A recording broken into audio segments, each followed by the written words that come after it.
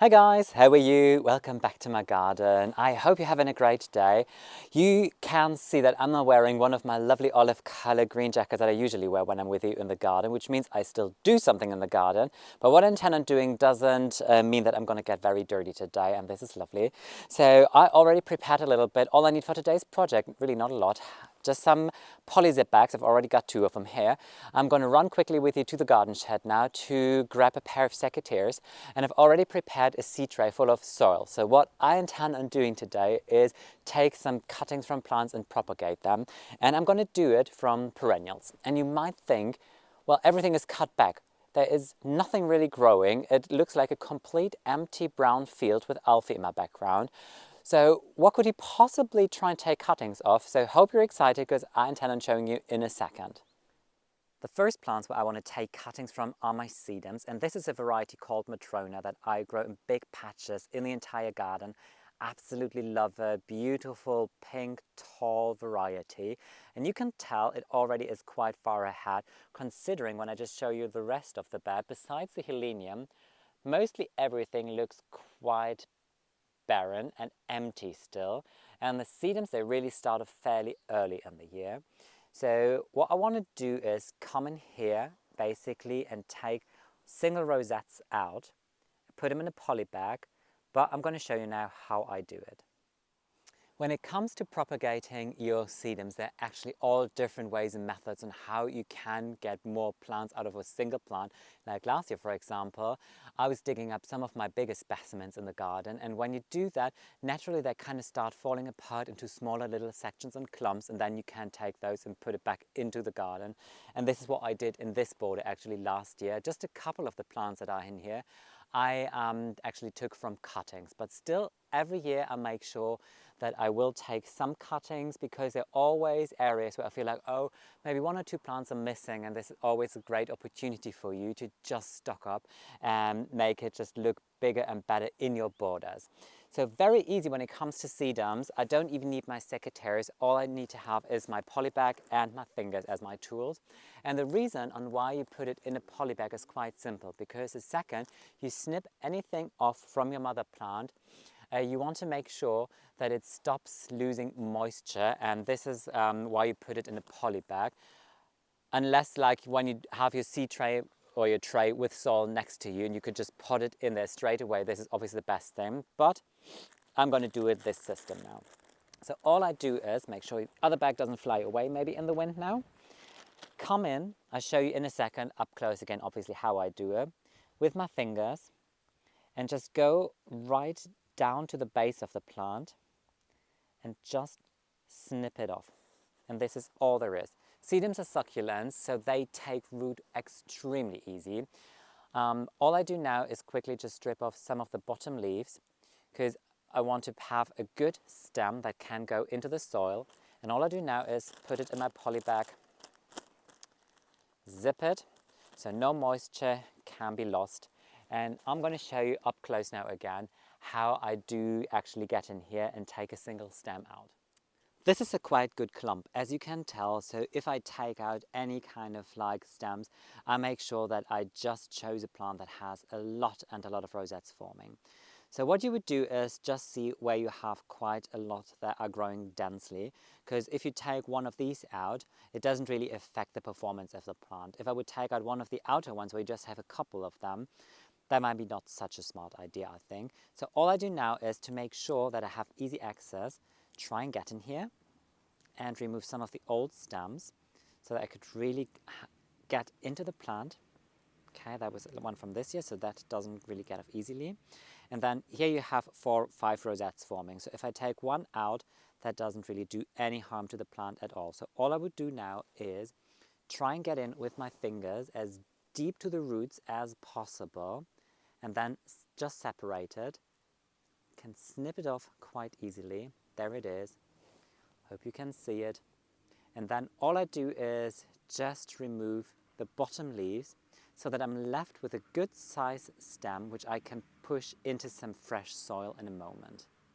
The next perennial where I want to take some cuttings from is a perennial that I already showed you in one of my previous videos. This is Euphorbia caracias, if I pronounce it right.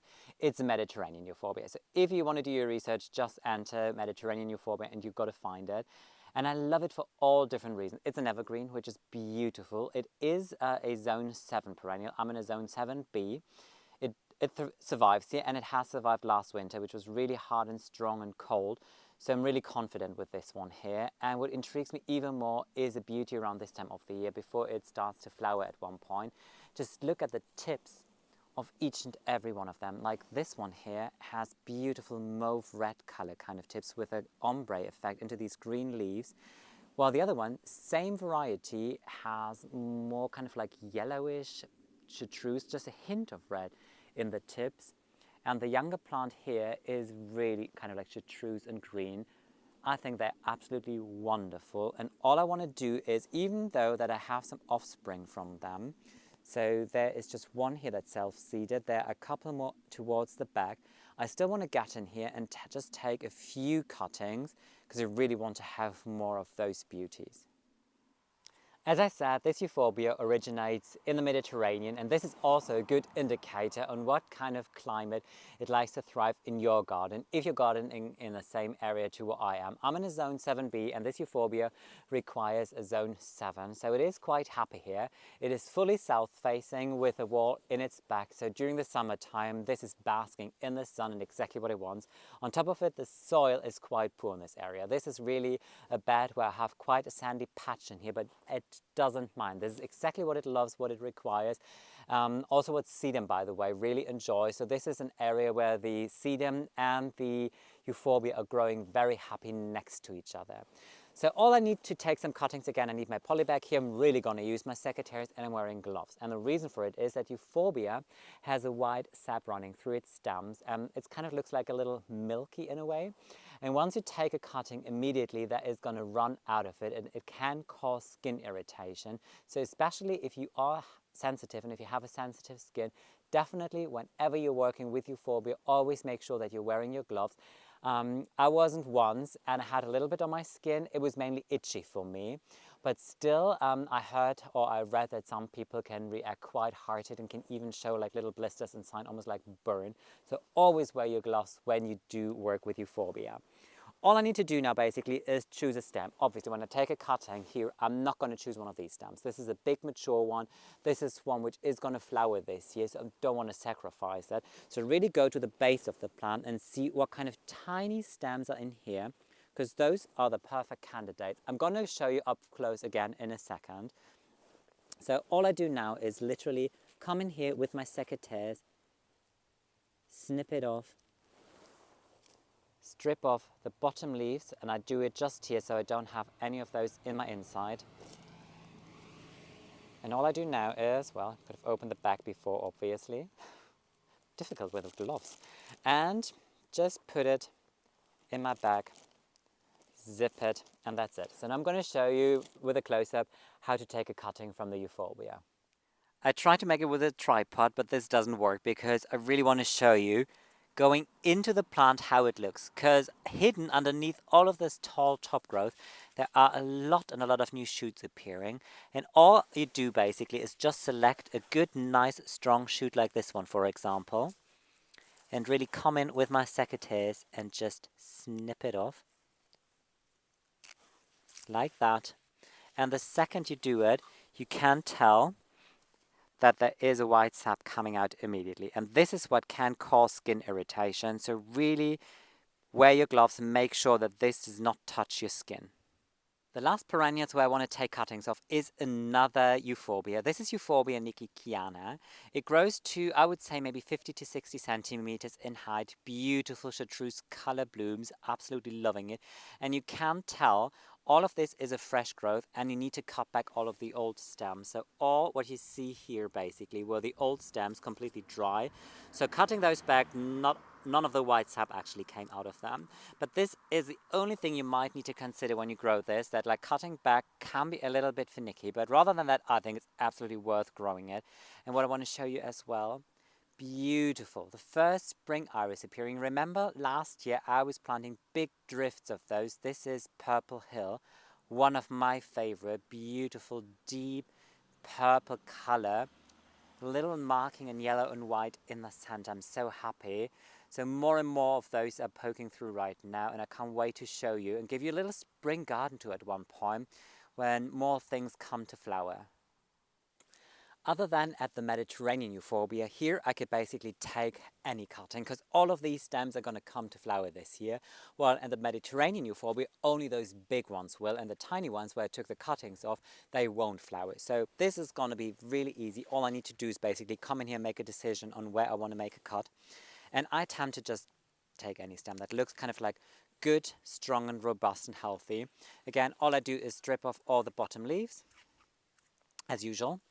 Maybe shorten it a little bit more, and again wear your gloves because the second you take the cutting, the white sap runs out of these fresh cut stems, and in it goes into my poly bag. Make sure that I don't leave it here because Alfie, whatever comes out of my hand she thinks she can eat, and this is clearly not for her to eat. No, I might have something dangerous on my hands now, so find yourself a stick, Alfie. Do you think she might like this stick? I think she will. This is massive, but I still think she will enjoy it. Oh yeah, she does. So while she's busy, I'm going to continue and take a couple more cuttings because this is a variety where I can tell you some year they look amazing, and then the next year some of these plants might fizzle out. So this is one where I always need to make sure I have a good stock on my hand. Well, the other, the Sedum, I think I took just maybe 5 cuttings, and from the other Euphorbia, since it was self-seeding, I also took like maybe 4 or 5 cuttings.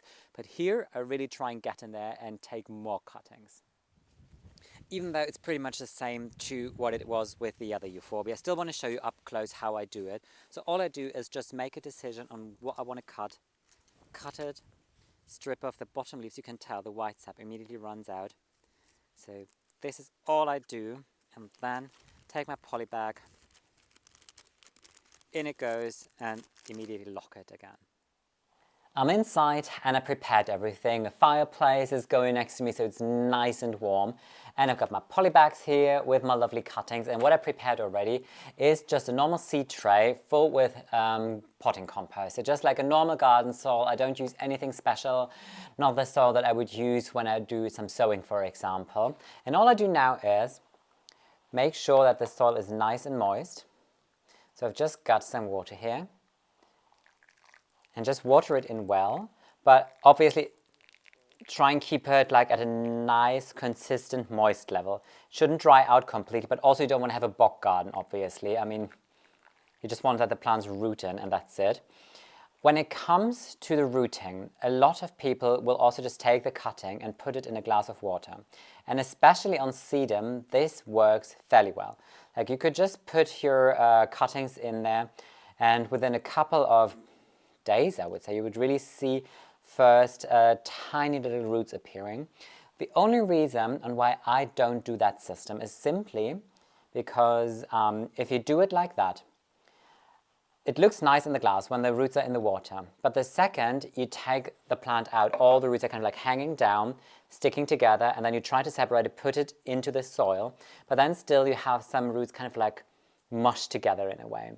And I prefer if you just do it like this immediately in the soil. So if I take it out, there is soil around the roots and they've spread it out in different areas. So just taking it out carefully allows me to not disturb the root system at all. And I think this is basically the only reason why I do it like this.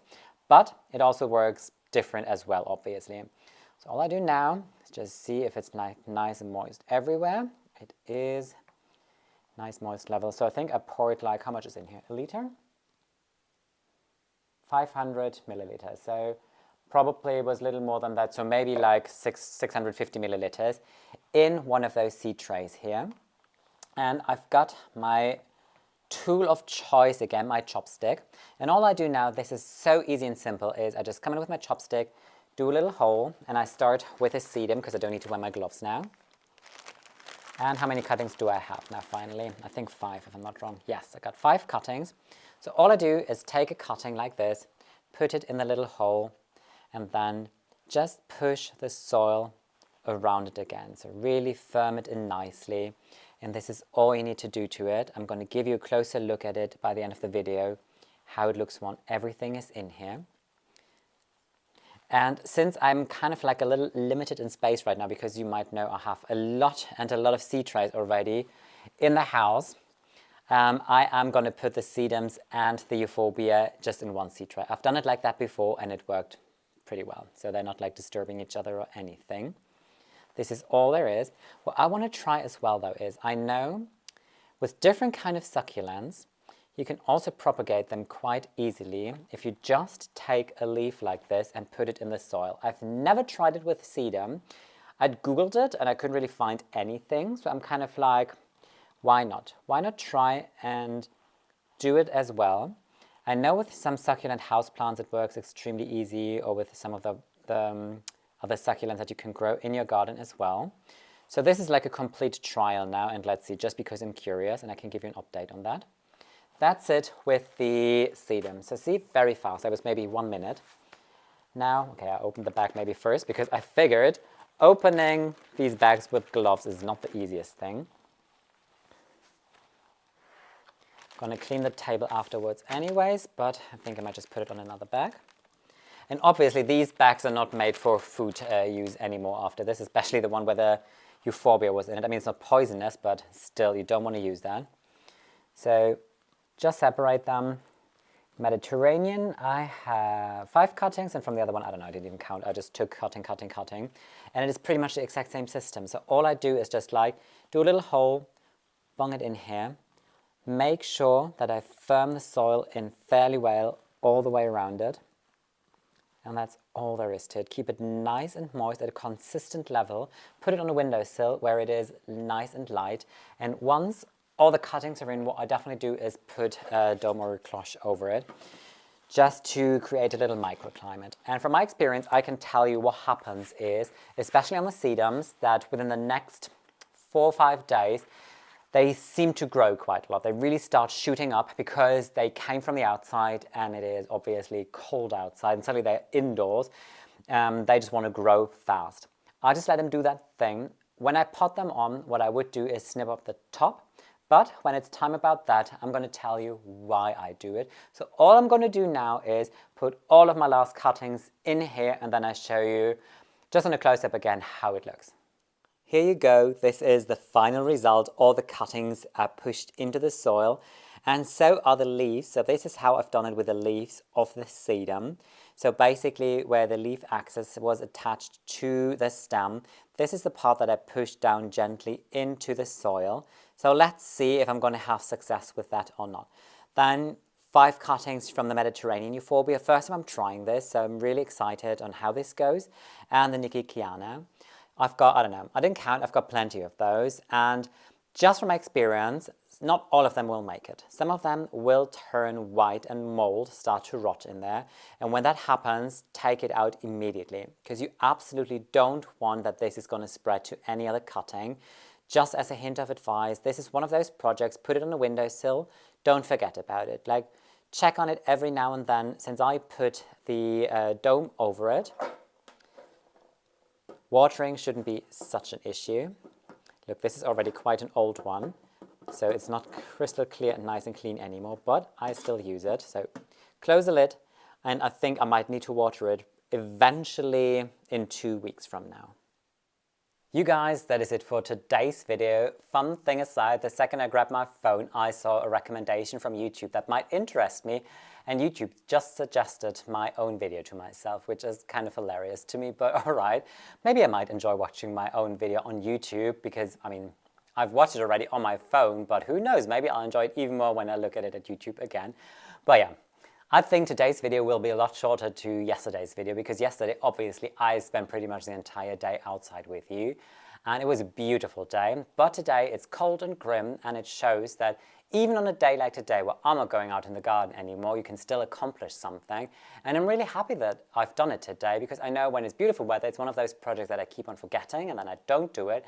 And now is a good time to do it, because these plants, I just need to check them, but rather than that, I don't need to do a lot. But there will be the point in approximately maybe 2 or 3 months from now where I'm taking you with me into the garden with my little container, and we'll be putting those little plants into the borders. They're going to make me very happy, and I'm really excited when that day comes. Up until then, I hope you enjoyed today's video. I wish you all a wonderful day. Take care, guys. Bye.